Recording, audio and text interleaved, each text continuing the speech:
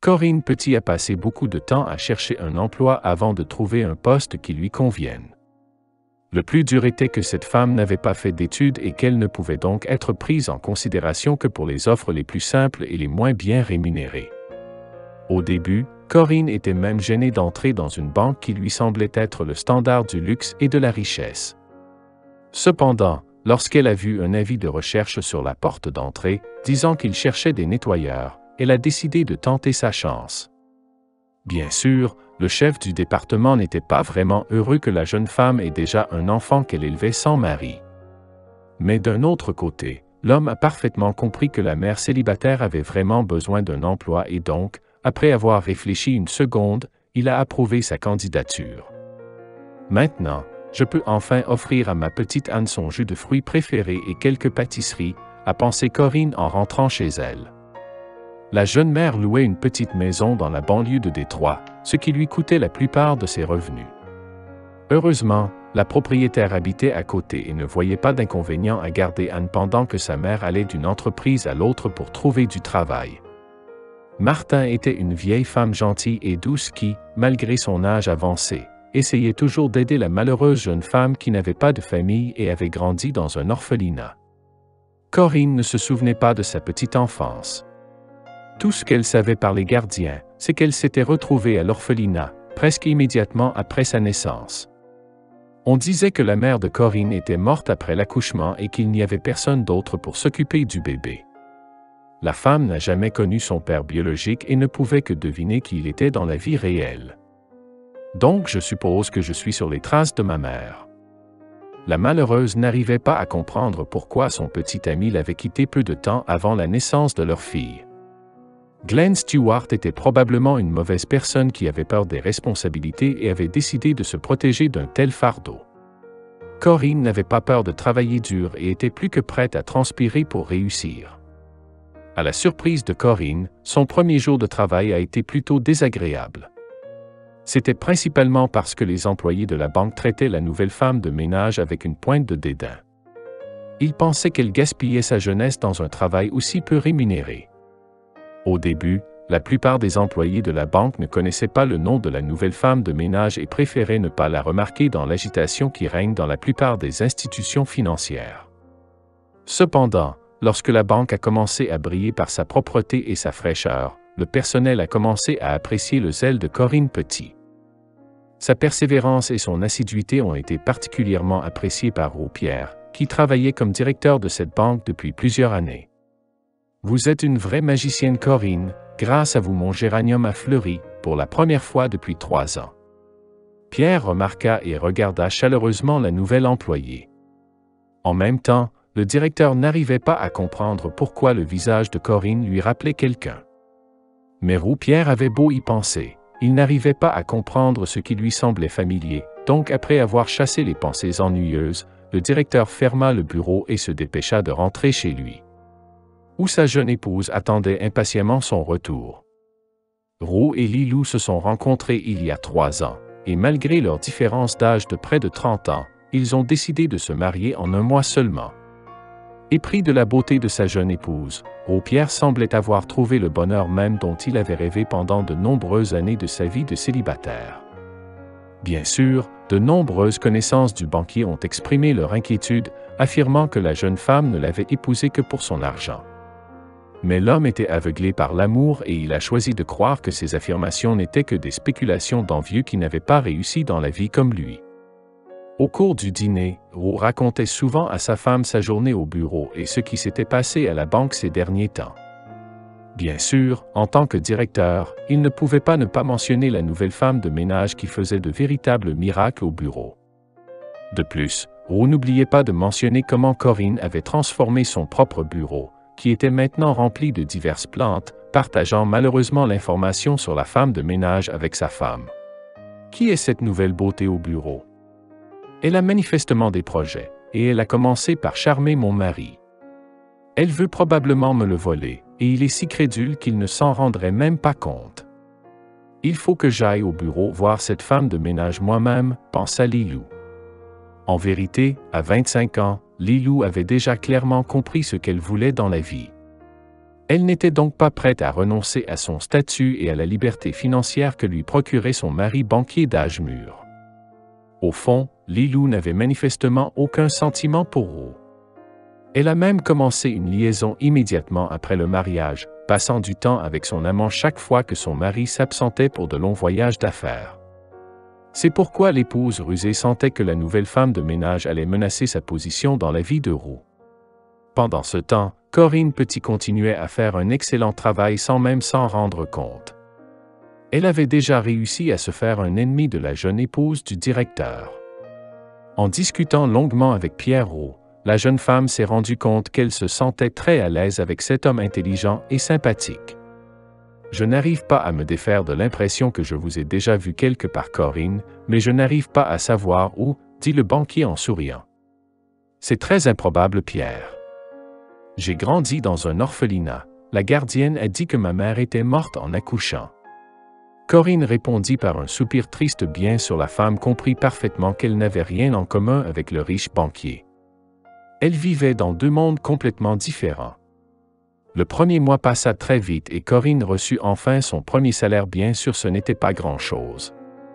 Mais la jeune mère s'était habituée depuis longtemps à devoir se contenter de très peu. Néanmoins, Corinne organisa quand même une petite fête pour sa petite fille et lui acheta du jus de fruits ainsi que diverses friandises que les enfants de son âge aiment tant. En regardant le visage heureux d'Anne, Corinne essuie furtivement ses larmes qui, pour la première fois depuis des mois, sont des larmes de joie et non de désespoir. Malheureusement, la femme ne se doute pas que le lendemain matin, sa vie va changer à nouveau et lui donner une toute nouvelle série de problèmes qui seront très difficiles à résoudre. Tout a commencé par le fait que Pierre a été horrifié de découvrir que des documents importants ont disparu de son coffre-fort. De plus, le coffre-fort n'a pas été forcé, ce qui laisse penser qu'il s'agit d'un travail de l'intérieur. Bien sûr, Pierre fait confiance à ses employés et ne veut donc pas tirer de conclusions hâtives. Le fait est que presque tout le personnel travaille avec succès, côte à côte, depuis plus d'1 an, et le directeur ne peut donc pas envisager la possibilité que l'un d'entre eux puisse être le coupable. À la surprise de Ro, c'est sa femme, Lilou, qui l'a aidé à retrouver la trace du mystérieux voleur. Tu devrais regarder de plus près cette femme de ménage, tu ne peux pas nier le fait que les documents ont été perdus presque immédiatement après qu'elle ait obtenu le poste. De plus, elle passe beaucoup de temps dans ton bureau, dit Lilou en cachant un sourire au coin des lèvres. Bien sûr, Pierre ne pouvait pas croire que Corinne ait pu voler des documents, mais d'un autre côté, cela valait quand même la peine d'être examiné. Ainsi, dès le lendemain, Corinne Petit s'est retrouvée interrogée par l'équipe de sécurité de la banque. Je ne suis au courant d'aucun document, je n'ai fait qu'arroser les plantes dans le bureau de Pierre, je ne sais même pas quel document il garde dans un coffre-fort, répétait Corinne, les larmes aux yeux.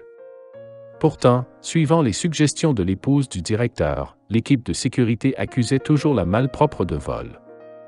Bien sûr, ils n'avaient aucune preuve, leur conclusion était donc basée uniquement sur des spéculations.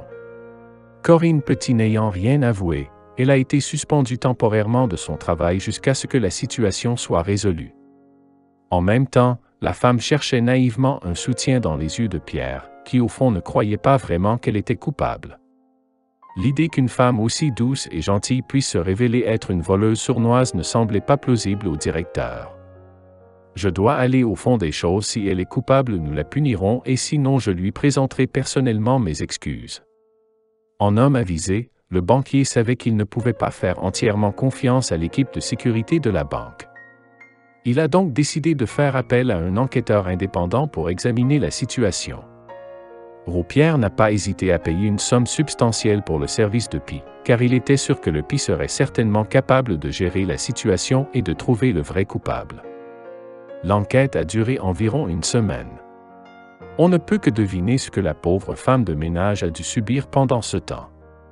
Être accusée de vol et d'espionnage pour des concurrents. Mon Dieu, qu'est-ce que j'ai fait pour mériter tout ça? Je n'ai rien fait de mal. J'ai juste fait mon travail, murmura Corinne en sanglotant. Pendant l'enquête, on a demandé à la femme de prendre un congé, ce qui ressemblait plus à une assignation à résidence. Finalement, le policier a remis au banquier le rapport d'enquête complet. Le lourd dossier contenait des dossiers et de courtes biographies de tous les employés qui travaillaient à la banque au moment du vol. Après avoir épluché les noms, Pierre s'arrêta sur le dossier de la nouvelle femme de ménage. Ce que le banquier apprit dans le dossier de la mère célibataire le mit mal à l'aise. « Est-ce vrai ?» demanda Pierre en pâlissant. « Oui, monsieur, tout est vrai dans ce dossier, c'est mon travail et je le fais bien. » Le détective répond avec un sourire. Pierre appelle immédiatement son chauffeur personnel, lui demandant de conduire le directeur chez Corinne Petit. En chemin, le banquier ne pouvait s'arrêter, répétant à voix basse « Non, ce n'est pas possible » en voyant le directeur à sa porte. Corinne a immédiatement pâli en baissant les yeux. Mais au lieu d'entendre des accusations, elle a entendu quelque chose de plus choquant et incroyable. « Eh bien bonjour, ma fille, dis-moi, ta mère s'appelait-elle Monique Dubois ?» demanda Pierre avec des larmes dans les yeux. À ce moment, Corinne était prête à entendre n'importe quoi d'autre que cela. « Excusez-moi monsieur, oui, c'est le nom de ma mère. Mais elle est morte il y a longtemps et j'ai grandi dans un orphelinat », la femme dit doucement. Cependant, Pierre Roux avait déjà en main le document trouvé par le détective privé dans les archives de l'orphelinat. Le dossier disait que la mère de Corinne était bien Monique Dubois, qui selon son dossier médical, était morte de complications postpartum.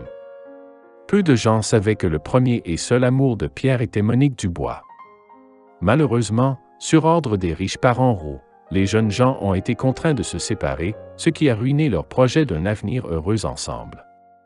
Malheureusement, Monique Dubois ne le savait pas encore, mais elle était déjà enceinte à l'époque. La jeune femme issue d'une famille pauvre a donc dû accepter le fait que sa fille grandirait sans père. Après sa mort, le personnel de l'orphelinat a donné à la fille son prénom et son nom de famille, qui ont servi à jamais de lien entre le bébé et sa défunte mère. Est-ce vraiment vrai? Dis-moi simplement si tu es vraiment mon père? A demandé Corinne à travers ses larmes. Pierre se contente de hocher la tête et, luttant contre ses larmes, serre sa fille dans ses bras. Il s'est avéré un peu plus tard que c'était la femme du directeur qui avait volé les documents de son coffre-fort et avait essayé de faire porter le chapeau à la femme de ménage. Lilou voulait tellement se débarrasser de sa rivale qu'elle était prête à tout pour y arriver. Aux grandes dames de la jeune voleuse, elle n'a pas tenu compte du fait que son mari pouvait engager un détective privé, qui a rapidement découvert sa liaison et le fait que l'amant de Lilou n'était avec elle que pour son argent. Roux a immédiatement demandé le divorce, grâce au contrat de mariage qu'il avait signé auparavant. En se mariant, Lilou n'a rien obtenu dans le divorce. Maintenant que Roux avait une fille et une petite fille, sa vie avait un tout nouveau sens et était remplie de rire et de bonheur.